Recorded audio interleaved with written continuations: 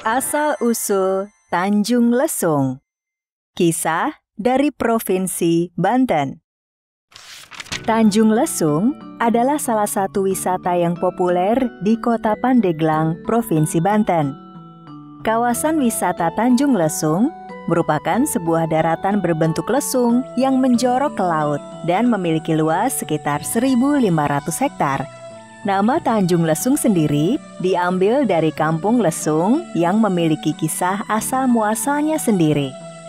Alkisah, dahulu di pesisir laut selatan Pulau Jawa, ada seorang pengembara bernama Raden Budok. Pemuda yang tampan dan gagah perkasa ini senang mengembara kemana saja. Setiap kali pergi mengembara, anjing dan kuda kesayangannya selalu setia menemaninya. Di suatu siang, usai mandi di pantai, Raden Budok beristirahat di bawah pohon ketapang yang rindang. Angin yang berhembus sejuk membuat pemuda itu lekas terlelap. Dalam tidurnya, ia bermimpi mengembara ke utara dan bertemu gadis yang cantik jelita. Gadis tersebut tersenyum dan mengulurkan tangan padanya. Namun, saat Raden Budok hendak menyambut uluran tangan gadis itu, tiba-tiba sebuah ranting kering jatuh mengenai dahinya. Mengganggu saja. Raden Budok membanting ranting itu keras-keras karena merasa geram tidak bisa melanjutkan mimpi indahnya. Sejak peristiwa itu, Raden Budok selalu membayangkan wajah gadis manis yang ada dalam mimpinya. Karena terus-menerus penasaran, ia memutuskan pergi mengembara ke utara untuk mencari gadis impiannya. Berhari-hari ia berjalan menapaki jalan-jalan terjal. Akhirnya, Raden Budok sampai di sebuah tempat tinggi yang bernama Tali Alas atau kini disebut Pilar. Dari tempat itu, Raden Budok melihat pemandangan samudra biru dan pantai yang indah. Ia beristirahat sejenak dan menikmati sisa bekalnya. Sementara itu, kuda kesayangannya dibiarkan mencari rumput segar. Sedangkan anjingnya asyik berburu burung puyuh di antara semak-semak. Merasa sudah cukup beristirahat, Raden Budok melanjutkan perjalanannya menuju Pantai Cawar. Sesampainya di pantai itu, Raden Budok turun dari kudanya dan segera menuju ke tepi pantai. Wah, sejuk sekali air pantai ini. Selesai membasuh dan membersihkan badannya, ia kembali menghampiri kuda dan anjingnya. Ayo cepat berdiri, kita lanjutkan perjalanan. Kedua binatang itu bergeming, tidak meringkik dan menggonggong. Raden Budok keheranan melihat kedua hewan peliharaannya itu. Rupanya, kedua hewan itu sangat kelelahan setelah menempuh perjalanan panjang, sehingga menggerakkan badan pun sulit. Hal ini membuat Raden Budok kesal. Baiklah. Kalau kalian tidak mau menuruti perintahku dan tetap diam seperti karang, akan kutinggalkan kalian di sini. Ternyata ucapan Raden Budok menjadi kenyataan. Kedua hewan peliharaannya berubah menjadi batu karang. Tidak ada pilihan lain. Raden Budok akhirnya melanjutkan perjalanan dengan berjalan kaki. Ia tetap bertekad untuk menemukan gadis yang ada dalam mimpinya. Ia berjalan tanpa lelah dan tanpa menghiraukan pakaiannya yang lusuh dan badannya yang berdebu. Sekian lama berjalan, ia menghadapi sebuah rintangan. Banjir besar datang ketika ia akan menyeberangi sungai. Lebih baik aku istirahat dulu sambil menunggu air surut. Baru sejenak Raden Budok merebahkan tubuhnya, tiba-tiba terdengar bunyi lesung dari seberang sungai. Ia terperanjat dan hatinya berdebar kencang. Aku yakin gadis itu tinggal di kampung seberang sungai ini. Raden Budok sudah tidak sabar lagi menunggu air surut. Akhirnya, ia memberanikan diri menyeberangi sungai tersebut. Dengan segenap kekuatannya, ia berhasil menerobos banjir. Ia pun sampai di pintu masuk kampung tersebut. Lelah menerobos banjir, Raden Budok memilih beristirahat sejenak sambil mengamati tempat sekitarnya.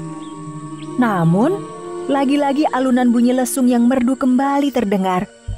Raden Budok semakin berdebar. Ia pun segera berdiri dan melangkah pergi menuju sumber bunyi lesung tersebut. Semakin masuk ke dalam perkampungan, bunyi lesung semakin keras terdengar. Ketika ia tiba di depan sebuah rumah, 4 gadis sedang asik bermain lesung atau ngagondang. Rupanya, bermain lesung merupakan tradisi penduduk kampung itu ketika akan menanam padi. Hanya hari Jumat tradisi main lesung dilarang. Bagi mereka, hari Jumat dianggap sebagai hari keramat. Raden Budok terpesona menyaksikan kelincahan mereka mengayunkan dan menumbuk alu ke dalam lesung secara bergantian. Ia juga terkagum-kagum pada seorang gadis yang menjadi pemimpin dan memberi aba-aba sembari mengayunkan tangannya. Rupanya, gadis itu bernama Sri Pohaci. Gadis itu persis seperti yang ada dalam mimpiku. Raden Budok berbinar senang karena gadis yang ia cari ada di depan matanya. Ia terus memandang gadis itu hingga Sri Pohaci sadar ada yang memperhatikannya. Ia pun segera memberi isyarat pada teman-temannya agar menghentikan permainan ngagondang. Gadis-gadis itu pun berhenti dan bergegas pulang ke rumah masing-masing. Raden Budok rupanya mengikuti Sri Pohaci pulang ke rumahnya. Sampurasun, permisi. Rampes. Maaf kalau kedatangan saya mengganggu. Bolehkah saya menginap di rumah ini, Ibu? Maaf, Kisanak ini siapa? Dan perlu apa? Nama saya Raden Budok, Bu. Kebetulan saya mampir di kampung ini. Jika diperkenankan, izinkan saya menginap di rumah ini, Bu. Maaf, Raden. Penghuni rumah ini hanya saya dan anak gadis saya. Saya tidak berani menerima tamu laki-laki, apalagi jika menginap. Mendengar jawaban penolakan Nyi Siti, Raden Budok merasa kesal. Namun karena hari sudah gelap, ia pun memutuskan untuk beristirahat di balai-balai bambu yang berada di dekat rumah Nyi Siti. Aku tidur di sini saja. Ia pun tertidur pula hingga pagi. Sebelum bangun, hidungnya merasakan aroma wangi yang menyegarkan. Begitu ia membuka matanya, seorang gadis cantik berdiri di sampingnya. Silakan diminum, Raden. Hai, nama kamu siapa? Dan dari mana kamu tahu namaku? Namaku Sri Pohaci, anak Nyi Siti. Ternyata, diam-diam Sri Pohaci jatuh hati pada ketampanan Raden Budok. Setelah beberapa hari tinggal di kampung tersebut, Raden Budok berhasil menjalin kasih dengan Sri Pohaci dan meminangnya. Nyi Siti pun merestui pernikahan demi kebahagiaan anaknya. Setelah menikah dengan Sri Pohaci, Raden Budok pun menetap di kampung itu. Setiap kali istrinya bermain lesung bersama gadis-gadis kampung, ia selalu datang menyaksikannya karena senang mendengar nada lesung itu. Sesekali, ia belajar memainkan lesung. Semakin lama, Raden Budok semakin senang bermain lesung hingga lupa waktu. Saking senangnya, ia tetap bermain lesung walaupun hari Jumat. Larangan istrinya bahwa main lesung hari Jumat adalah pantangan tidak dihiraukan. Hai Raden Budok, ini hari Jumat. Pamali memainkan lesung di hari Jumat. Perilaku Raden Budok semakin menjadi-jadi. Ia terus menabuh lesung sambil melompat-lompat kegirangan ke sana kemari seperti seekor monyet ekor panjang. Lihat, lihat, ada lutung main lesung. Raden Budok tidak menyadari jika dirinya telah menjadi seekor lutung. Alangkah terkejutnya ia setelah melihat tangan dan kakinya dipenuhi bulu-bulu. Setelah meraba wajahnya dan merasa penuh dengan bulu, ia pun lari terbirit-birit masuk ke dalam hutan di pinggir kampung tersebut. Sejak itu, Raden Budok menjadi lutung dan tidak pernah lagi kembali ke wujud aslinya sebagai manusia. Sementara itu, Sri Pohaci merasa sangat malu atas peristiwa tersebut. Karena tidak kuat menanggung malu, ia pun pergi dari kampung halamannya secara diam-diam dan hilang entah kemana. Menurut cerita, Sri Pohaci telah menjelma menjadi Dewi Padi. Untuk mengenang kemahiran Sri Pohaci bermain lesung, penduduk setempat menyebut kampung itu dengan nama Kampung Lesung. Namun, karena berlokasi di sebuah tanjung, maka kampung itu diberi nama Tanjung Lesung. Asal-usul Kota Pandeglang. Kisah dari Provinsi Banten. Pandeglang, sebuah kota yang terletak di pesisir barat Pulau Jawa.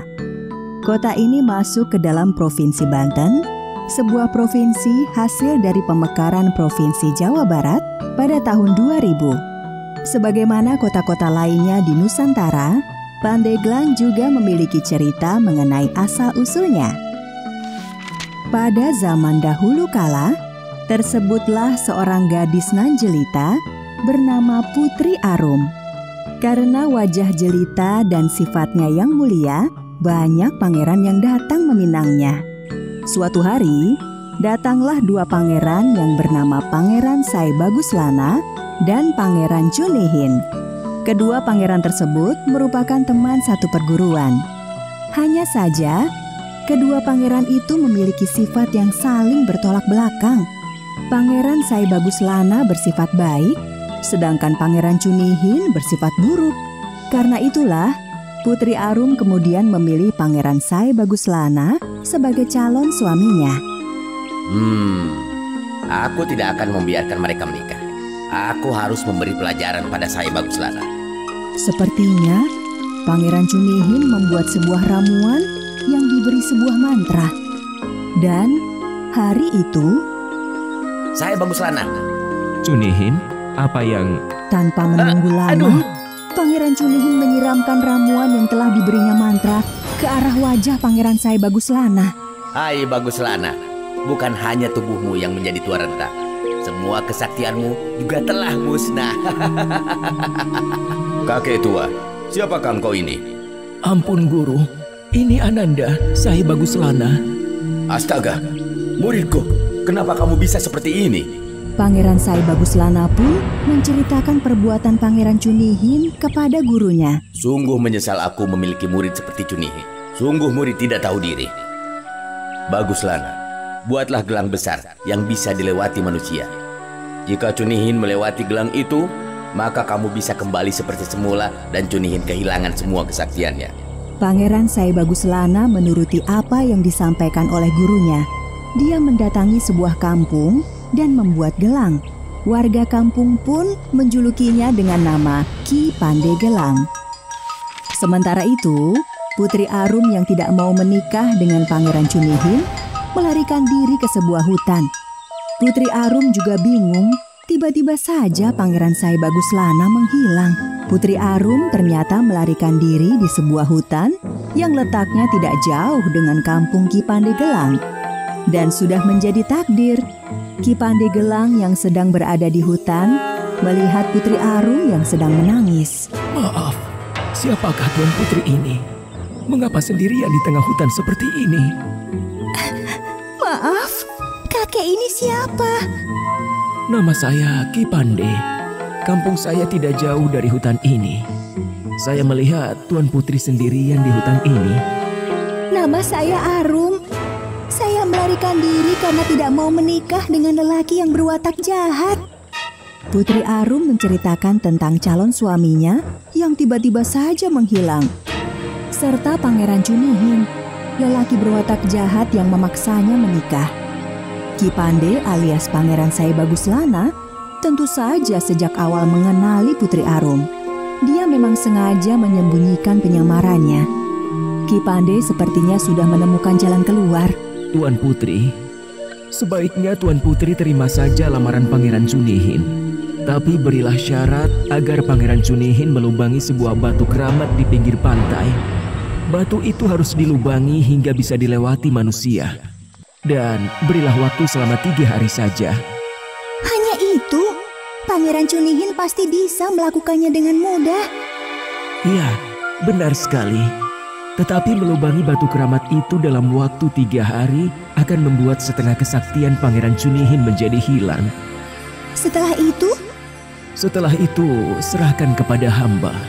Pangeran Cunihin pasti bisa dikalahkan. Baiklah kalau begitu. Nah, untuk mengatur strategi, sebaiknya Tuan Putri ikut ke kampung saya. Warga kampung saya sangat ramah dan baik. Meskipun tidak terlalu jauh, perjalanan menuju kampung Kipande ternyata harus melewati perbukitan. Putri Arum terlihat sangat kelelahan. Sesampainya di kampung, Putri Arum yang kelelahan pun pingsan. Seorang warga segera menolongnya. Ketua kampung pun memerintahkan seorang warga mengambil air dari batu cadas di bukit. Dia akan sembuh jika meminum air yang keluar dari batu cadas di bukit. Kamu segera ambilkan air yang mengalir dari batu cadas di bukit sana. Baik, Ketua. Seorang warga yang diperintahkan ketua kampung itu segera mengambil air jernih yang keluar dari sebuah cadas di bukit. Tidak lama berselang, Putri Arum sudah kembali siuman. Sejak saat itu, warga kampung menjuluki Putri Arum dengan sebutan Putri Cadasari.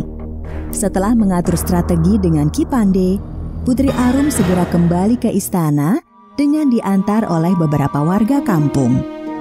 Sesampainya di istana, Putri Arum memanggil Pangeran Cunihin dan menyampaikan syarat yang harus dipenuhi oleh Pangeran Cunihin. Hanya melubangi batu itu sebesar manusia. Itu sih gampang. Apalagi dalam waktu 3 hari. Sementara itu, Kipande menyiapkan sebuah gelang emas besar yang bisa dilewati oleh manusia. Kipande yang menyiapkan gelang besarnya pun mengintip dari jauh Pangeran Cunihin yang sibuk melubangi batu keramat. Hanya melubangi batu ini, pekerjaan enteng. Dan sekarang saatnya aku menikah dengan Putri Arum. Pangeran Cunihin yang gembira bukan kepalang itu segera ke istana menemui Putri Arum. Di saat itulah Kipande memasang gelang raksasa di lubang batu tersebut. Putri Arum melihat batu keramat yang telah berlubang tersebut. Pangeran Cunihin, aku tidak melihat batu ini telah berlubang. Apa? Lubang sebesar ini kamu tidak melihatnya? Jika batu ini sudah berlubang, cobalah melewatinya. Jika kamu bisa melewatinya, maka batu ini memang berlubang. Baiklah, aku akan melewati lubang itu. Ada-ada saja. Ketika beberapa langkah melewati lubang batu itu, tiba-tiba saja kenapa tubuhku seperti terbakar? Pangeran Cunihin yang kesakitan semakin terkejut. Dia tiba-tiba saja berubah menjadi kakek tua rentah. Dia juga lumpuh sehingga tidak bisa bangun lagi. Pangeran Cunihin belum selesai terkejut melihat perubahan dirinya. Pangeran Sai Baguslana pun datang. Putri Arum juga tidak kalah terkejut. Kakanda Sai Baguslana. Baguslana, kenapa kamu bisa kembali seperti semula? Pangeran Sai Baguslana pun menceritakan kepada Putri Arum peristiwa yang menimpa dirinya akibat perbuatan Pangeran Cunihin, termasuk penyamarannya sebagai Kipande. Pangeran Sai Baguslana juga memberitahu Pangeran Cunihin bahwa guru merekalah yang memberikan petunjuk. Ampuni aku, Baguslana. Jangan bunuh aku. Untuk apa aku membunuhmu? Kamu sudah mendapatkan pelajaran yang setimpal. Begitulah, akhirnya Putri Arum dan Pangeran Sai Baguslana menikah. Kampung yang menjadi tempat Kipande membuat gelang, di kemudian hari dikenal dengan nama Pandegelang. Lama-kelamaan, penyebutan Pandegelang berubah menjadi Pandeglang. Sedangkan pantai yang menjadi tempat Pangeran Cunihin melubangi batu keramat itu sekarang dikenal dengan nama Pantai Karangbolong. Bolong artinya adalah berlubang. Cerita rakyat dari Banten berjudul Pangeran Pandeglang dan Putri Cadasari. Pada suatu hari, di sebuah bukit bernama Bukit Manggis, terlihat seorang putri yang cantik jelita sedang duduk terpaku. Tatapan mata sang putri kosong, sepertinya ia sedang merasa sedih. Kemudian melintaslah seorang lelaki paruh baya dengan memikul karung di pundaknya. Sang lelaki melihat wajah murung sang putri. Sampurasun, maaf mengganggu Tuan Putri. Ada apa gerangan? Sepertinya Tuan Putri terlihat sedang bersedih. Sang putri tidak segera menjawab. Ia memastikan siapa di depannya. Dilihatnya secara seksama, lelaki tersebut adalah lelaki yang baik. Aku pikir tidak ada guna aku menceritakan masalah pribadiku kepada orang lain. Oh, kalau demikian, maafkan atas kelancangan saya, Tuan Putri. Saya akan pergi. Mohon maaf sudah mengganggu. Sang lelaki tak enak hati. Ia pun bersiap untuk berlalu. Namun sang putri mencegahnya. Tiba-tiba sang putri berurayan air mata. Tunggu sebentar, Tuan. Siapakah nama Anda? Sang lelaki membalikan badan dan menatap sang putri. Saya adalah seseorang yang bekerja membuat gelang. Pandai Gelang. Ya, orang-orang memanggil saya Ki Pandai. Lantas, siapa nama Tuan Putri? Sang Tuan Putri mempersilahkan lelaki itu untuk duduk di sampingnya. Namaku Putri Arum. Sang putri pun bercerita sambil menangis. Aku telah dilamar oleh seorang pangeran tampan bernama Pangeran Cunihin. Ia berparas tampan dan rupawan. Namun, Pangeran Cunihin sangat kejam. Semua orang takut padanya karena ia mempunyai kesaktian yang tinggi dan seluruh keinginannya harus dipenuhi. Jika tidak, ia akan memberikan hukuman terberat. Air mata yang keluar dari pelupuk mata Putri Arum semakin deras. Sepertinya ia sudah tidak bisa membendung rasa sesak di hatinya. Aku tidak ingin menikah dengannya. Ia telah menyakiti orang banyak. Lalu, ada apa gerangan? Mengapa Tuan Putri berada di bukit ini? Seorang penasehat kerajaan menyuruhku agar bertafakur di Bukit Manggis ini. Ia berkata, jika nanti akan datang orang yang mampu menolong permasalahanku. Sang putri menarik napas, kemudian menghembuskannya. Aku sangat sedih, karena sepertinya nasihat itu tidak membuahkan hasil. Waktunya semakin dekat. 3 hari ke depan Pangeran Cunihin pasti akan memaksaku untuk menikah. Ki Pandai yang mendengarkan Putri Arum bercerita merasa sangat kasihan. Maaf Tuan Putri, sebaiknya engkau terima dulu lamaran Pangeran Cunihin itu. Tapi kau harus memberi satu syarat untuknya. Hah? Syarat apa? Pangeran Cunihin harus melubangi batu keramat agar bisa dilalui manusia. Kemudian batu tersebut harus diletakkan di pesisir pantai. Dia harus mengerjakan itu semua selama 3 hari.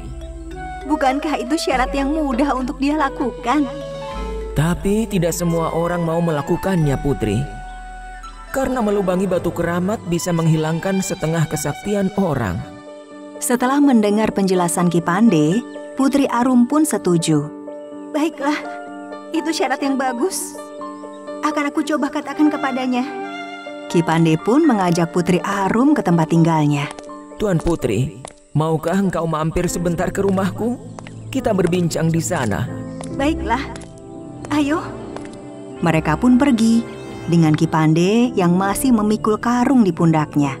Namun, perjalanan ke rumah Ki Pandai sangat melelahkan. Sudah hampir setengah hari perjalanan, mereka belum sampai. Putri Arum kelelahan. Ia pun jatuh pingsan di atas sebuah batu cadas. Ki Pandai sangat khawatir. Ia membawa Putri Arum ke salah satu rumah penduduk terdekat. Mereka merawatnya dengan penuh kasih sayang. Kasihan sekali.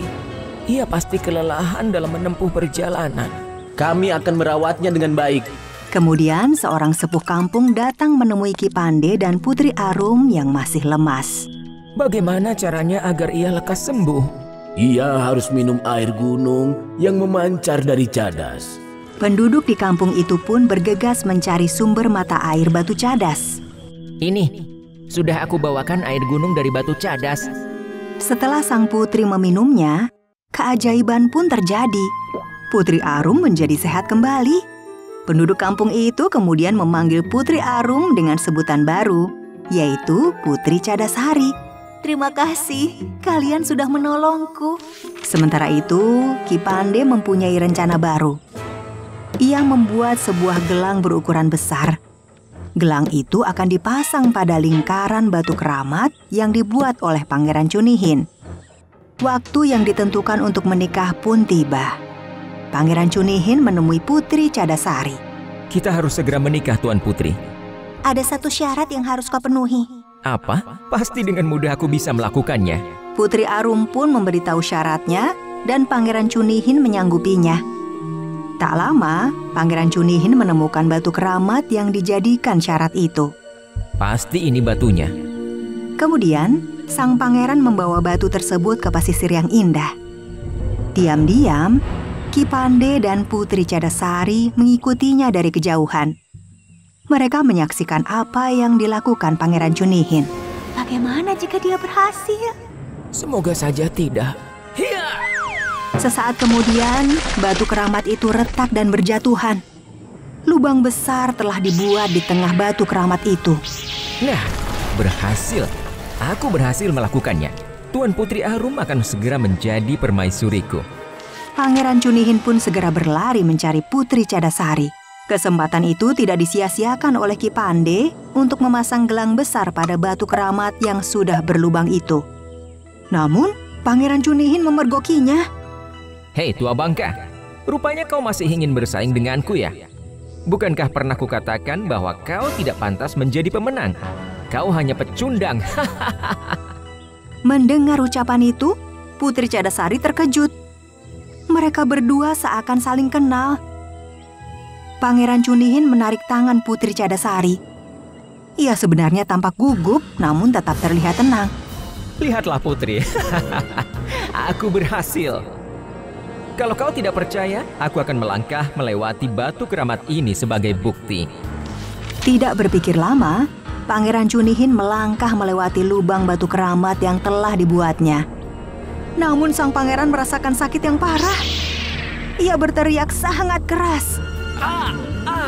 Sakit. Mengapa sakit sekali? Suara teriakan Pangeran Cunihin berhasil menggetarkan bumi dan kesaktiannya pun sirna. Kemudian ia terjatuh ke tanah dengan tubuh yang lemah tak berdaya. Pelan-pelan, Pangeran Cunihin berubah menjadi seseorang tua renta yang lemah. Sementara itu, Ki Pande berubah menjadi pemuda yang tampan. Melihat itu, Putri Cadasari sangat terkejut. Sebenarnya apa yang terjadi? Ki Pande pun menceritakan yang sebenarnya terjadi. Dia, Pangeran Cunihinlah yang membuat saya menjadi lebih tua dulu. Kami adalah dua sahabat yang mempunyai kesaktian. Tapi dia mencuri semua kesaktianku, dan ia menjadikanku sebagai seseorang yang tua renta seperti yang kau temui. Tapi ada satu yang dapat menyembuhkanku, yaitu apabila Pangeran Cunihin berhasil melewati gelang buatan tanganku. Kini aku telah menjadi diriku kembali karena Tuan Putri telah menyelamatkanku. Terima kasih banyak Tuan Putri. Ki Pande menunduk ke depan Putri Cadasari. Kemudian Tuan Putri memegang tangan Pandegelang. Seharusnya aku yang berterima kasih. Ternyata kau adalah petunjuk yang dikatakan oleh penasihat istana. Seiring berjalannya waktu, mereka pun menikah dan hidup berbahagia. Dan wilayah tempat memperoleh batu keramat itu disebut Kampung Keramat Watu. Dan batu besar berlubang di pantai kini menjadi objek wisata Pantai Karangbolong. Tempat sang putri menyendiri di Bukit Manggis disebut Pasir Manggu. Kemudian wilayah putri disembuhkan dari sakitnya bernama Cadasari di wilayah Pandeglang. Dan tempat Ki Pande membuat gelang disebut Pandeglang.